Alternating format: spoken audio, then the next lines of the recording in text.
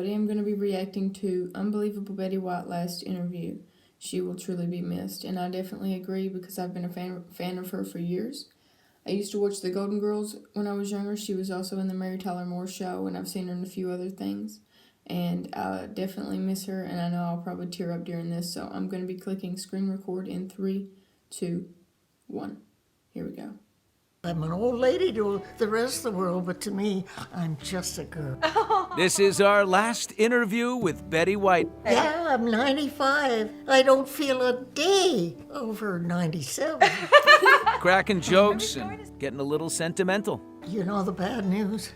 I still feel like I'm 21. That's great! If you can get to be this age and still have good health, you better be pretty grateful, you know? Betty White, ladies and gentlemen. Ryan Reynolds, who starred with Betty in The Proposal, summed it up best.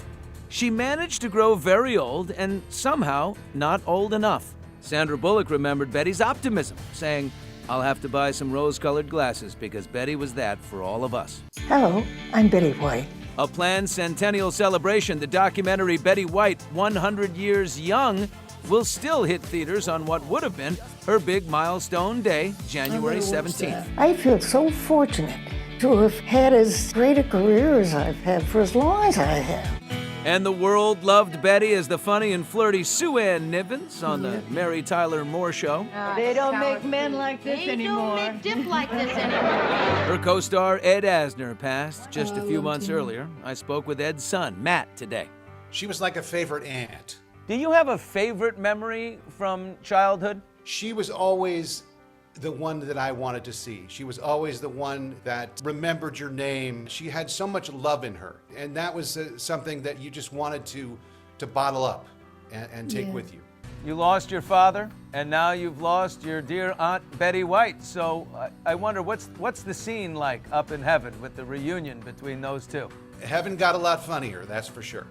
In the 80s, a whole new generation started laughing along with Betty on the Golden Girls. Even a trip to the bank can be exciting if you wear a ski mask. Writer Mark Cherry worked on the final 3 seasons of the show before he gained Desperate Housewives fame. He spoke with our special correspondent, Tommy D'Addario. So how did she impact you personally? I was so broke and out of work for years before I sold Desperate Housewives. Betty was so supportive of me. She would say, yes, you must enjoy these successes when they come along because they don't always come along. I got to write for her. She got to say my words, and that is something that I'll be proud about for the rest of my life. Throughout the 60s, Betty became a staple on TV talk and game shows. And it was on this game show where Betty met her third husband, password host Alan Ludden. Congratulations to you both. They got married in 1963, staying together until he died from cancer in 1981. Oh, wow. Betty never had children or remarried, but she did have one big crush. Is there anything on your bucket list you want to tackle? Robert Redford. I think we can make that happen. No, I would faint. It was a crush she shared with her Mary Tyler Moore character, who cracked this joke after a funeral. I want to be cremated and have my ashes thrown on Robert Redford. Robert himself paid tribute this weekend, telling People magazine, "She made us all laugh, including me. I had a crush on her too." Betty made an amazing Hollywood resurgence at 87 when she was cast in The Proposal. Ask that your loins be abundantly fertile. A wild Super Bowl Snickers commercial I've seen kept her that star commercial. shining Whoa. bright. You're playing like Betty White out there. That's not what your girlfriend said. Fan petitions scored her a spot on SNL. I'm panicked about that, if you must know. I would give my soul to get out of it. NBC re-aired the 2010 episode this weekend. It's great to be here for a number of reasons. The world will never forget Betty White. I'm a very lucky old broad. We're all lucky to be able to say this. Thank you for being a friend. Yeah. Thank you for watching. If you want more extra, hit the subscribe. Wow. She may have been, excuse me, she may have been 99, but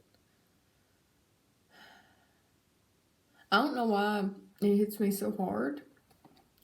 She kind of reminds me of my mom's mom that we lost in 2011.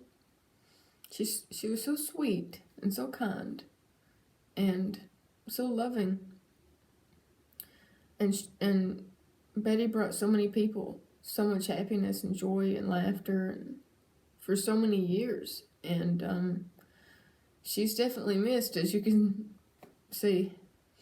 And when they said she had a crush on Robert Redford, I said when I was younger, I had a crush on the younger Robert Redford too, to be honest with you. And I think I heard somewhere that out of the 100 episodes, 45 episodes of the Mary Tyler Moore Show, Betty White was in. And I've only seen a few episodes of her on the Mary Tyler Moore Show, and they're great. If you haven't watched the Mary Tyler Moore Show, check out the episodes with Betty White in it, because if you love Betty White, I think you'll get a good kick out of that. And, of course, the Golden Girls. I love the Golden Girls. I've watched probably every season. I think the first time I ever watched it, I was probably 12, and I think I watched every season from 12 to like 16. It was on rerun. It was on TV all the time. So when I was younger, I would watch the Golden Girls after school, you know, and I fell in love with just her personality and how sweet she was and how kind she acted towards other people. Like, I've seen her interviews in the past, and she was so sweet and kind to everybody. And I love her jokes. She could crack jokes like just amazingly, and they were always super funny. And the last thing I will talk about Betty would be, I do remember her. I think she did the AFI Awards one year for Morgan Freeman, and you should have seen his face when she walked out there. He was just in awe, and he loved her. And she was in a movie with Morgan Freeman, I think. I can't remember the name of it. And I know it, it's right on the tip of my tongue, but you could just tell with all the actors and actresses that she had been in roles with through the years, how much they loved her as well.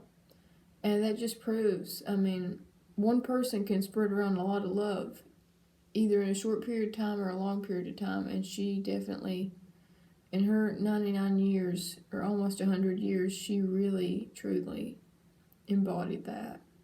But I want to thank you all for watching. Please like, comment, subscribe, click the notification bell to get notified for new and upcoming reaction videos. My Facebook is at Have a Very Nice Day, and as always, thank you all for watching. Bye, my darling. I'll always love you.